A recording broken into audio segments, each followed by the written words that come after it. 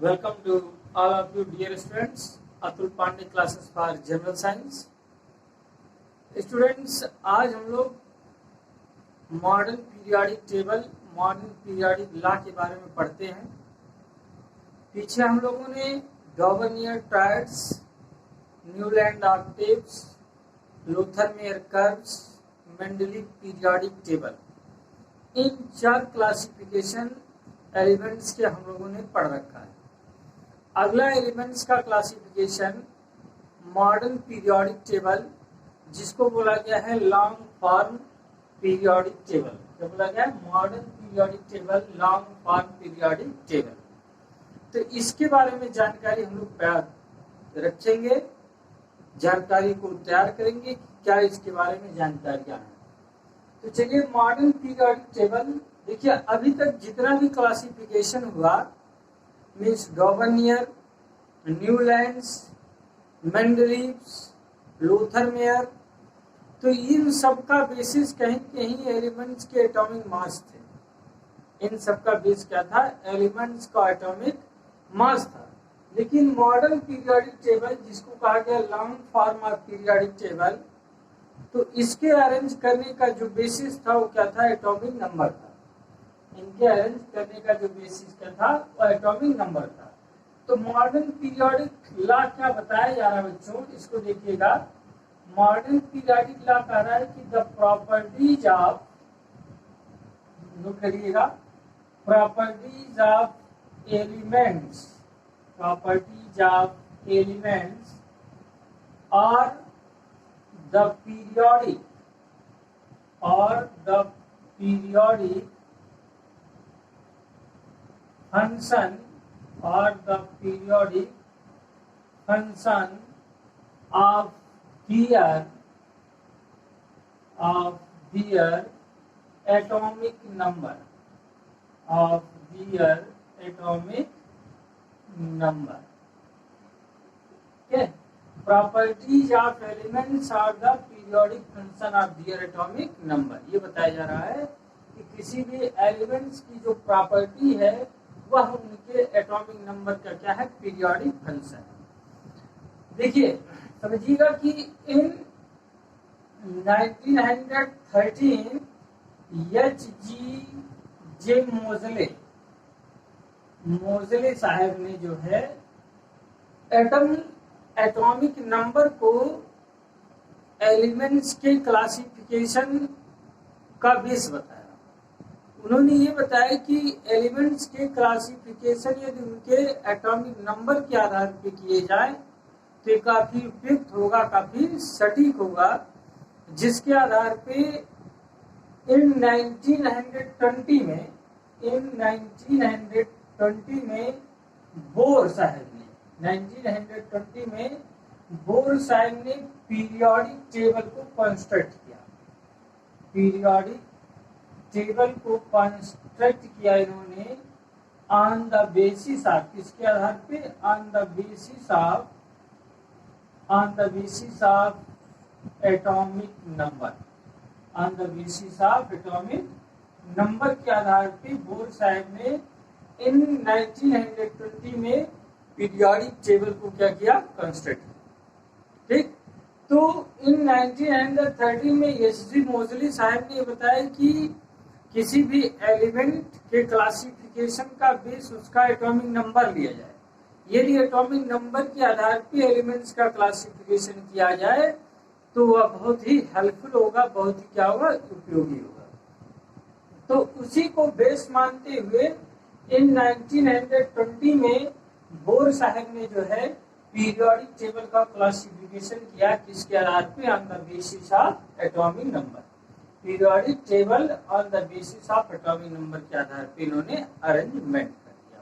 ठीक, तो ये तो बात थी मॉडर्न पीरियोडिक लॉ की, या मॉडर्न पीरियोडिक टेबल के बारे में, किस आधार पे कैसे कंस्ट्रक्शन किया गया। अब हम लोग इसके जनरल फीचर्स पढ़ते हैं इस मॉडर्न पीरियोडिक टेबल के, long form of periodic table के। क्या है general features of long form of periodic table? तो अगला पॉइंट करिएगा, जनरल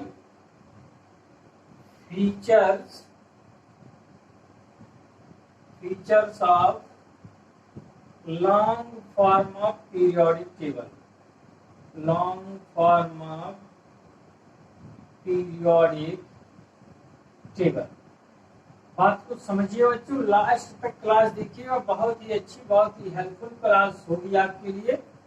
देखिए, general features of long form of periodic table means modern periodic table के जनरल फीचर्स क्या थे।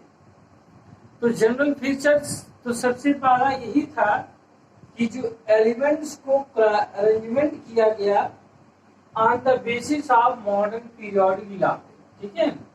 Elements are arranged, elements are arranged, क्या बताएंगे पहला, elements are arranged on the basis of periodic law, on the basis of periodic law, on the basis of periodic law. Periodic law क्या था, मतलब properties of elements are the periodic function of their atomic number, means that उनके atomic numbers के आधार पे elements का क्या किया गया, अरेंजमेंट किया गया long form of periodic table. इसमें long form of periodic table में दूसरी चीज, दूसरा पॉइंट क्या बताएगा बाबू कि एलिमेंट्स आर अरेंज्ड, इसमें एलिमेंट्स का जो अरेंजमेंट हुआ तो elements are arranged in 18 groups, in 18 groups, in 18 groups and 7 period, in 18 groups and 7 periods। Elements को 18 ग्रुप और 7 पीरियड में अरेंज किया गया। देखिएगा, एक पहला ग्रुप, दूसरा, तीसरा, चौथा, पांचवा, छठवां, सातवां, आठवां, नौवां, 10वां, 11, 12, 13, 14, 15, 16, 17, 18 मीन्स टोटल 18 ग्रुप्स बताए गए, फर्स्ट टू 18, ठीक है। तो इन 18 ग्रुप्स में एलिमेंट का क्लासिफिकेशन किया गया और 7 periods, left to right 7 periods में एलिमेंट्स का अरेंजमेंट किया गया। अब यहाँ आपको पीछे बताया गया था पिछले क्लास में कि vertical columns are called group and horizontal row are called periods. जो वर्टिकल कॉलम्स हैं टॉप टू बॉटम, इन्हीं क्या बोला जाता है, ग्रुप बोला जाता है। वर्टिकल कॉलम्स को क्या बोला जाता है बाबू, ग्रुप बोला जाता है। और हॉरिजॉन्टल रो को, हॉरिजॉन्टल रो को क्या कहा जाता है, पीरियड कहा जाता है। तो इस तरीके से elements are arranged in 18 groups and 7 period. Elements जो हो गए वो 18 ग्रुप एंड 7 पीरियड्स के रूप में क्या हो गए, अरेंज हो गए। फिर अगली चीज क्या बताइए अरेंज के बारे में, अगली जानकारी कि जो फर्स्ट ग्रुप है, क्या है first group, first group called alkali metal, first group called alkali metal. First group क्या है, एल्कली मेटल्स हैं। सेकंड ग्रुप क्या है, सेकंड ग्रुप को बोला गया इसमें alkaline earth metal, alkaline earth metal, alkaline earth metal बोला गया, ठीक है। फर्स्ट ग्रुप को बोला गया एल्कली मेटल, फर्स्ट ग्रुप को क्या बोला गया बच्चों, एल्कली मेटल्स बोला गया। और सेकंड ग्रुप को कहा गया एल्कालाइन अर्थ मेटल्स। अब एल्कली क्या होते हैं, तो बताया गया था आपको, bases which are dissolve in water, जो बेस वाटर में डिजॉल्व होते हैं क्या कहलाते हैं, एल्कली कहलाते हैं। जो बेस वाटर में डिजॉल्व होते हैं बच्चों क्या कहलाते हैं, एल्कली कहलाते हैं। तो मेटल और नॉन मेटल पढ़ते समय हम लोगों ने जाना है कि जो मेटल के ऑक्साइड होते हैं वो बेसिक इन नेचर होते हैं, metal oxide are basic in nature. तो फर्स्ट ग्रुप और सेकंड ग्रुप में सारे मेटल हैं, फर्स्ट ग्रुप और सेकंड ग्रुप में क्या है, सब के सब मेटल्स हैं, फर्स्ट ग्रुप है सेकंड ग्रुप। तो फर्स्ट और सेकंड ग्रुप में मेटल हैं और मेटल के ऑक्साइड जो है वाटर में क्या है, डिसॉल्व है, जिसके कारण इसको क्या बोला गया है, एल्कली मेटल्स बोला गया है। सेकंड ग्रुप को अल्कालाइन अर्थ मेटल। तो अल्कालाइन अर्थ मेटल कहने का मीन्स यह है कि मोस्टली एलिमेंट प्रेजेंट इन अर्थ, ये अधिकांशतः ये एलिमेंट क्या होते हैं, अर्थ में पाए जाते हैं, जिसके कारण सेकंड ग्रुप को क्या बोला गया, एल्कालाइन अर्थ मेटल। और दूसरी चीज एल्कली नेचर का होता है, मीन्स दैट इनके मेटल ऑक्साइड क्या होते हैं, वाटर में डिसॉल्व होते हैं। क्लियर, आई होती बात समझ।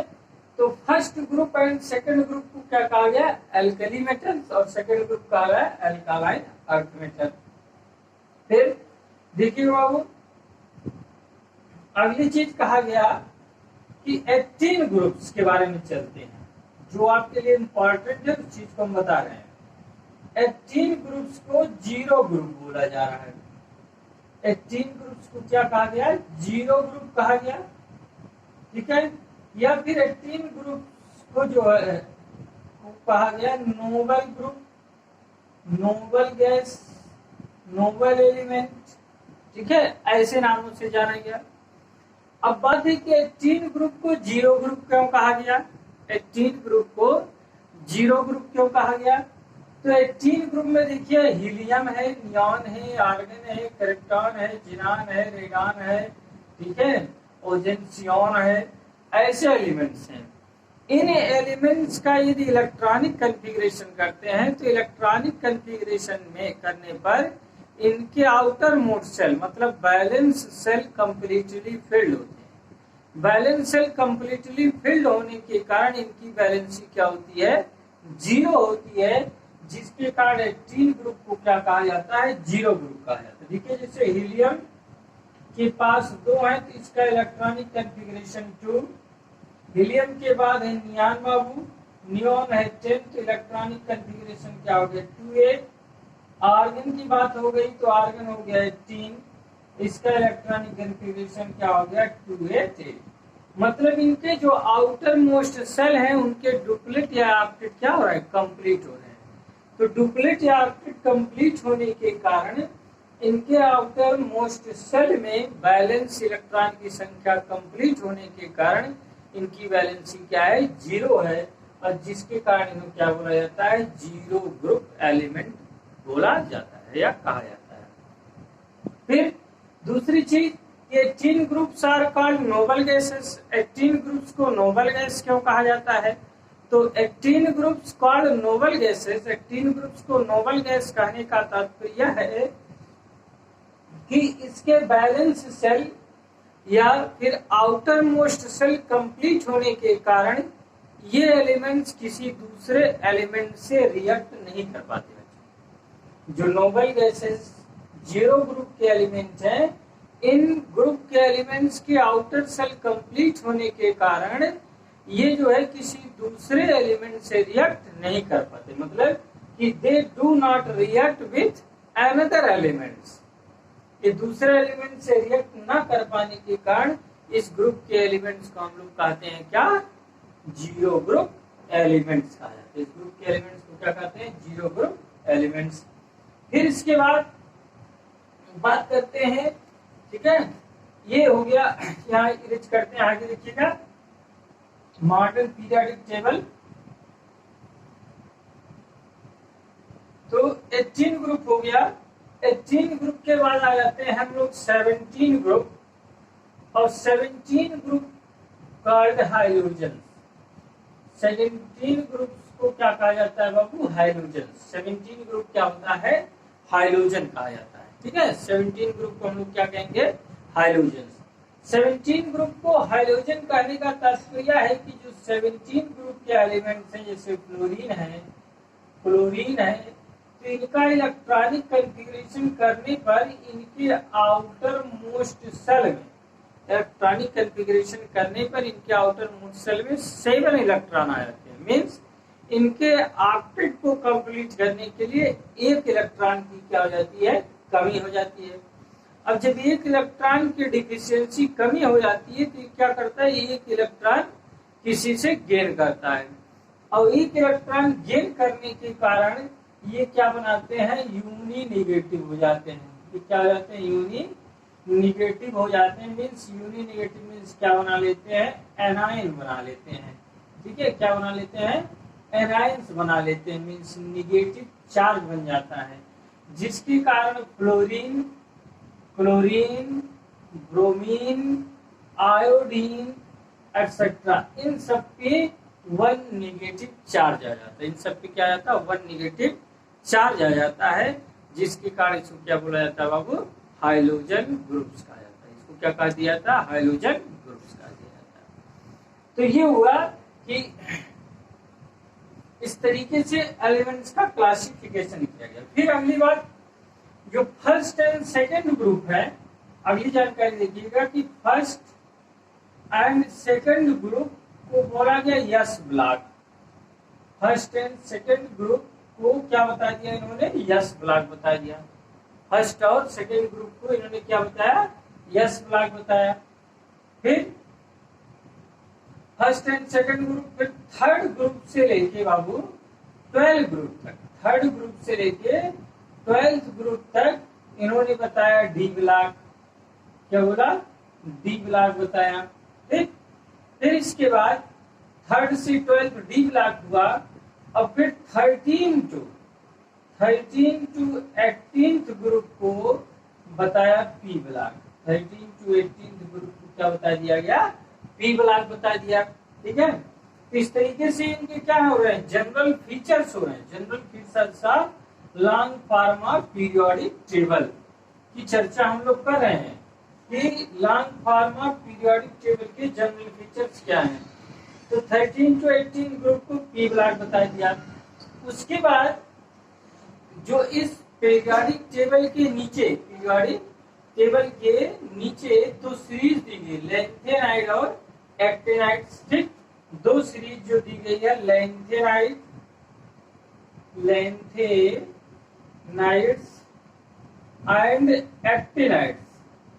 And actinides.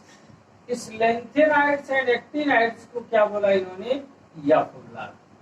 Lanthanides and actinides को इन्होंने क्या बोल दिया, एफ ब्लॉक बता दिया।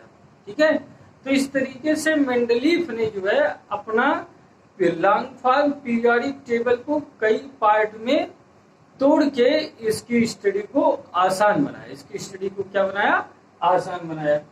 देखिए, यस ब्लॉक कहने का तात्पर्य क्या था कि जब यस ब्लॉक के एलिमेंट्स का क्लासिफिकेशन करेंगे, यस ब्लॉक के एलिमेंट्स का क्या करेंगे, क्लासिफिकेशन किया जाएगा, तो इनके जो आउटर मोस्ट सेल की जो इलेक्ट्रॉन्स होंगे,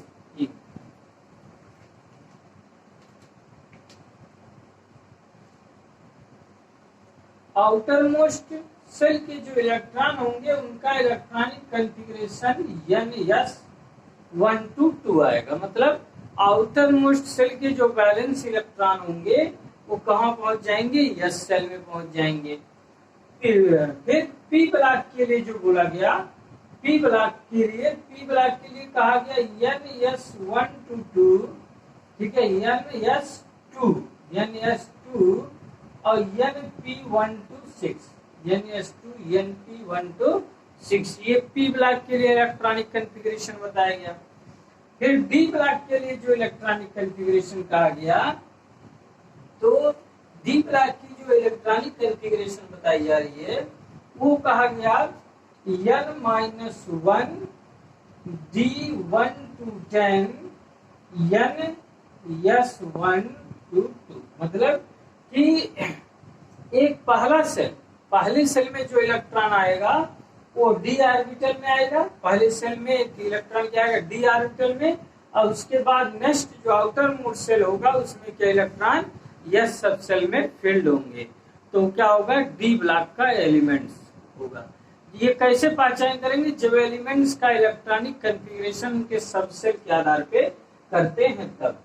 फिर इसी तरह से यह ब्लॉक के लिए इलेक्ट्रॉनिक कॉन्फ़िगरेशन कहा गया कि यह ब्लॉक का जो electronic configuration N-2 F1 to 14, N-2 F1 to 14, N-1 D 1 to 10 n-1 d 1 to 10 और फिर NS2 ये एफ ब्लॉक के लिए क्या बता दिया गया, इलेक्ट्रॉनिक कॉन्फ़िगरेशन बताया किसने, बोर्ड ने, और इसी के आधार पर अपना पीरियोडिक टेबल इन्होंने क्या किया, अरेंज किया। ठीक, तो ये जनरल फीचर्स की बात हो रही है मेंडलीव पीरियोडिक टेबल की, ये जनरल फीचर्स बताई गई। फिर अगली बात इसी में करते हैं कि इसके अंतर्गत, इस जनरल फीचर्स के अंतर्गत यस ब्लॉक को, ठीक है, यस ब्लॉक के एलिमेंट्स को, यस और पी ब्लॉक एलिमेंट्स को रिप्रेजेंटेटिव एलिमेंट्स बोला गया। यस और पी ब्लॉक एलिमेंट्स को इन्होंने क्या बोला, रिप्रेजेंटेटिव एलिमेंट्स बोला, यस और पी ब्लॉक के एलिमेंट्स को। डी ब्लॉक एलिमेंट्स को ट्रांजिशन एलिमेंट्स बोल दिया। डी ब्लॉक एलिमेंट्स को क्या बोला, ट्रांजिशन एलिमेंट बोल दिया। और जो एफ ब्लॉक के एलिमेंट्स हो गए, इनको इन्होंने क्या कह दिया, इनर ट्रांजिशन एलिमेंट्स या फिर rare earth metal.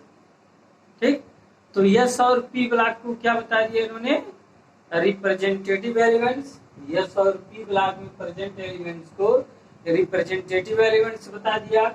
D block elements को ट्रांजिशन एलिमेंट कहा गया। एफ ब्लॉक एलिमेंट्स को इनर ट्रांजिशन एलिमेंट्स या फिर रेयर अर्थ एलिमेंट्स कहा। बच्चों देखिए, क्लास पसंद में आ रही है, हमें उम्मीद है कि निश्चित आपको क्लास पसंद आ रही है, तो लाइक कर दीजिए वीडियो को, क्लास को लाइक कर दीजिए, शेयर कर दीजिए। चैनल को सब्सक्राइब ना किया तो Pandey classes for general science को बच्चों सब्सक्राइब कर लीजिए। ऐसी अच्छी क्लासें आपको प्रोवाइड होती रहेंगी जो आपके लिए बहुत ही उपयोगी, आपकी तैयारी के लिए बहुत ही हेल्पफुल होगी। ठीक, चलिए अगले जनरल फीचर्स की बात करते हैं कि इस एलिमेंट्स में, इनमें जो बात की जाए कि एलिमेंट्स अप टू नंबर 92